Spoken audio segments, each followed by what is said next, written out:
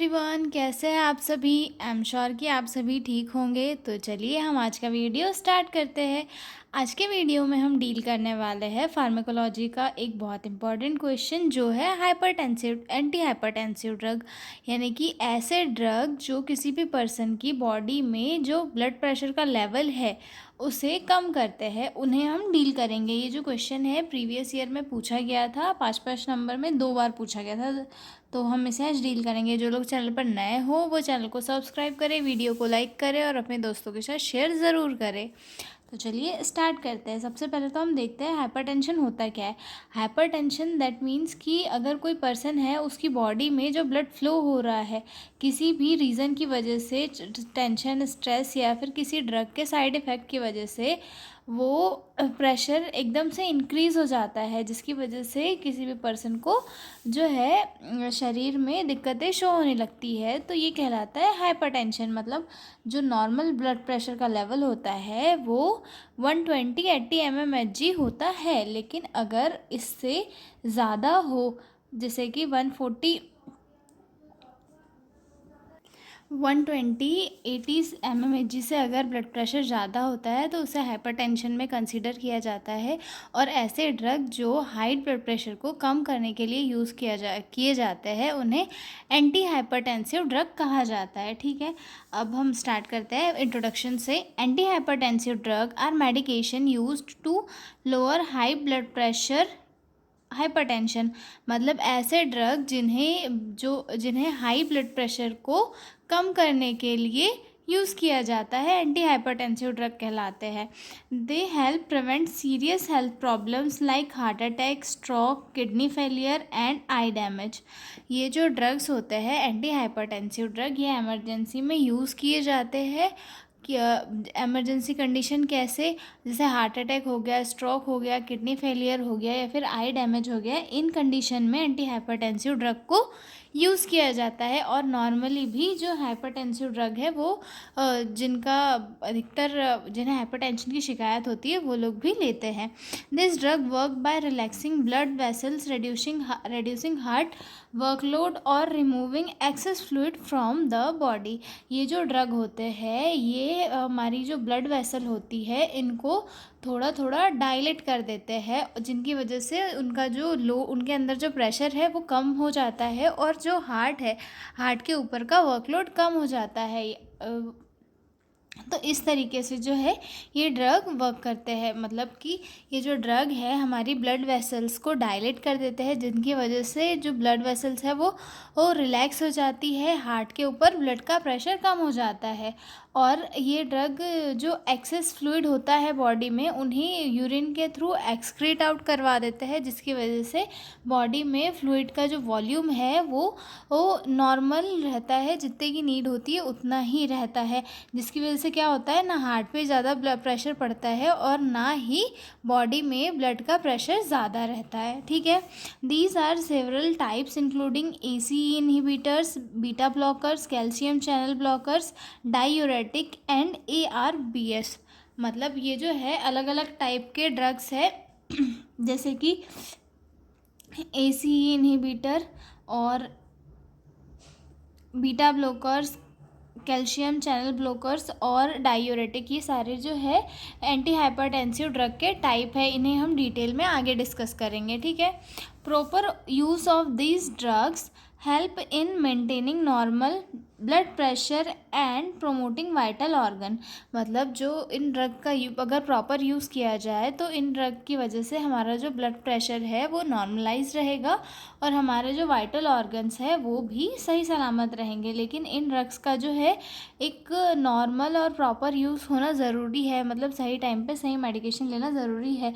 अगर ये medication access में हो गई तो भी ये बॉडी को हार्म करती है, और अगर इनका अमाउंट बॉडी में नीड से कम हुआ तो भी ये बॉडी को हार्म करती है। तो इनका जो यूज़ है वो प्रिकॉशंस और ध्यान देकर ही करना चाहिए। उसके बाद देखते हैं पर्पस। कि इनके पर्पस है। फर्स्ट तो to reduce and maintain blood pressure within normal range, मतलब कि ब्लड प्रेशर को एक नॉर्मल रेंज में मेंटेन करने के लिए एंटी हाइपरटेंसिव ड्रग का यूज़ किया जाता है। सेकंड आता है to reduce risk of complication like heart disease, stroke and organ damage. Health related जो कॉम्प्लिकेशन है, मतलब हार्ट से रिलेटेड जो भी कॉम्प्लिकेशन है, उन्हें दूर रखने के लिए या फिर उनसे बचने के लिए इन ड्रग्स का यूज़ किया जाता है। और इन ड्रग का यूज़ जो है ऑर्गन डैमेज से भी प्रिवेंशन के लिए किया जाता है, ठीक है। और कई सारे इसके यूज़ है, जैसे कि वाइटल ऑर्गन्स को प्रोटेक्ट करने के लिए, जैसे कि heart, brain, kidney, ice etcetera. मतलब जो ब्लड प्रेशर होता है वो एकदम से अगर इंक्रीज़ हुआ तो वो बॉडी को ज़्यादा हार्म कर सकता है। तो ब्लड प्रेशर को एक नॉर्मल वे में मेंटेन करने के लिए जो है एंटी हाइपरटेंसिव ड्रग का यूज़ किया जाता है।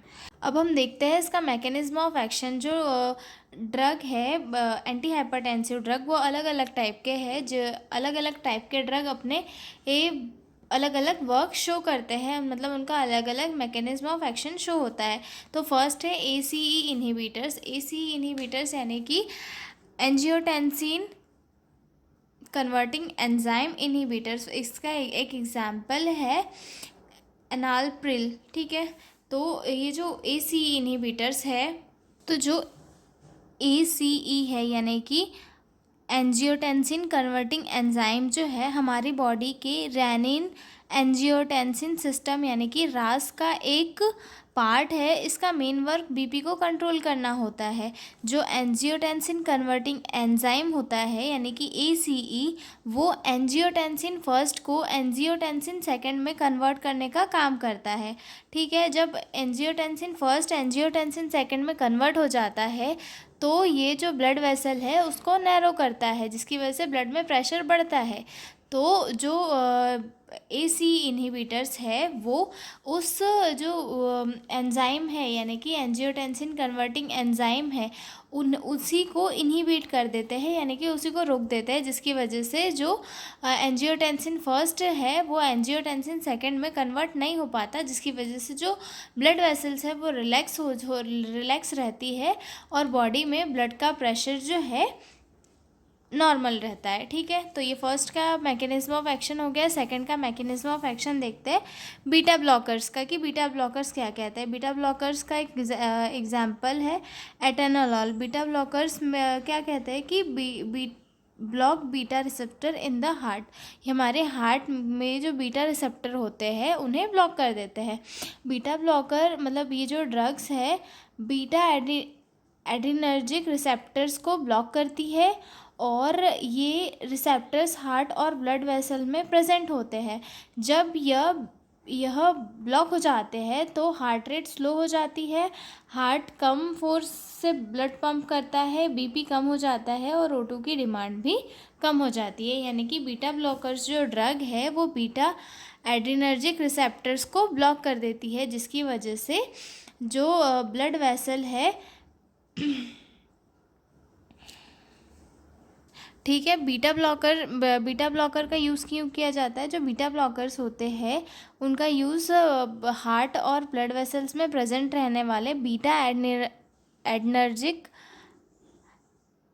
एड्रीनर्जिक रिसेप्टर को ब्लॉक करने के लिए किया जाता है। और ये जब ब्लॉक हो जाते हैं तब अपने आप ही हार्ट रेट स्लो हो जाती है और ब्लड का जो फ्लो है वो कम फोर्स से होता है और बीपी भी कम हो जाता है और जो ऑक्सीजन की डिमांड है वो भी कम हो जाती है, जिसकी वजह से जो एक क्या है ब्लड प्रेशर एक नॉर्मल इसमें आ जाता है, ठीक है।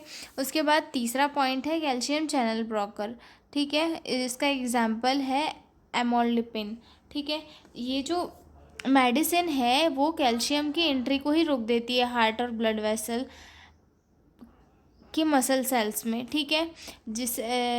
जिससे कि क्या होता है कि कैल्शियम जो है हार्ट और ब्लड वेसल्स में नहीं जाता है, जिससे कि मसल रिलैक्स रहती है, ब्लड वेसल डायलेट रहती है और ब्लड का प्रेशर लो हो जाता है। हार्ट को कम मेहनत करनी पड़ती है, जिसकी वजह से हार्ट पे कम प्रेशर पड़ता है।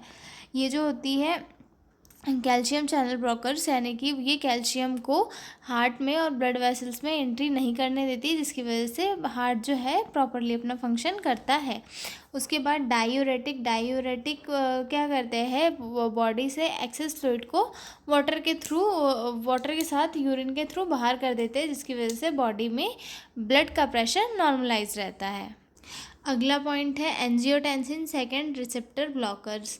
इन्हें हम ARBS भी कहा जाता है। ये ऐसी मेडिसिन होती है जो एंजियोटेंसिन सेकेंड हार्मोन को के AT फर्स्ट रिसेप्टर को ब्लॉक कर देती है। एंजियोटेंसिन एक पावरफुल हार्मोन होता है जो ब्लड वेसल को सिकुड़ता है, जिससे BP बढ़ता है। ARBS एक हार्मोन है जो रिसेप्टर को बाइंड नहीं होने देता, इसीलिए BP लो होता है और हार्ट किडनी प्रोटेक्ट रहते हैं। ठीक है। Block angiotensin second from binding to its receptor result blood vessels stay relaxed and blood pressure is lowers. मतलब ये जो एंजियोटेंसिन सेकेंड रिसेप्टर ब्लॉकर्स है, ये एंजियोटेंसिन सेकेंड हार्मोन के AT फर्स्ट रिसेप्टर को ब्लॉक कर देती है। ठीक है। जिसकी वजह से क्या होता है, ब्लड वेसल्स कॉन्स्ट्रिक्ट नहीं होती और ब्लड का जो प्रेशर है वो नहीं बढ़ता।